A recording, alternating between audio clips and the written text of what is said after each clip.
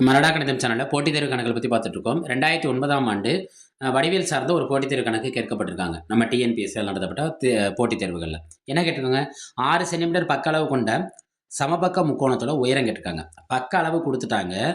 யாரோட பக்க அளவு கொடுத்துருக்காங்க? சமபக்க முக்கோணத்தோட பக்க அளவு கொடுத்துட்டு என்ன கேட்குறாங்கன்னா உயரம் கேட்குறாங்க. அப்போ நம்மளுக்கு ஃபஸ்ட்டு இதில் என்ன தெரிஞ்சிருக்கணும்னா, சமபக்க முக்கோணத்தின்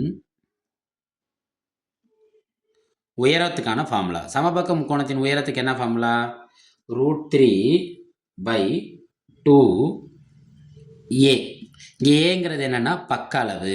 ஏங்கிறது என்ன? பக்க அளவு. அவன் கொடுத்துருக்க பக்க அளவு என்னன்னு பாருங்க, 6 சென்டிமீட்டர். அப்போ உயரம் கண்டுபிடிப்போமா? உயரங்கிறதுக்கு என்ன ஃபார்முலா? உயரம் ஹச் அப்புறம் என்ன ஃபார்முலா போட்டோம்? √3/2a. ஏங்கிறது நம்மளுக்கு என்ன கிடைக்கும்? 6. ஓ 2 2 மூவி 2 6. ஒரு நம்பரை ரூட் இருக்குங்க, 3√3 சென்டிமீட்டர். இது யாரை குறிக்கும்? உயரத்தை குறிக்கும். அவன் கேட்டதும் உயரம் மட்டும்தானே. அப்போ இந்த கணக்கு நம்மளுக்கு போகிறதுக்கு நம்மளுக்கு என்ன தெரிஞ்சிருக்கணும்னா, சமபக்க முக்கோணத்தோட உயரம் காண்பதற்கான ஃபார்முலா என்ன ஃபார்முலா? √3/2a. நம்ம அரடா கணிதம் சேனலை சப்போர்ட் பண்ணி சப்ஸ்கிரைப் பண்ணுங்கள், ஃப்ரெண்ட்ஸ் அண்ட் ஃபேமிலிக்கு ஷேர் பண்ணுங்கள். ப்ளேலிஸ்ட்டை போய் செக் பண்ணிக்கோங்க. நான் அந்த கார்டில் மென்ஷன் பண்ணுறேன். இந்த வீடியோட கடைசியில் அது மென்ஷன் பண்ணுறேன். பயனுள்ளதாக கொண்டு செல்ல வேண்டிய பொறுப்பு உங்களை சார்ந்தது. நன்றி.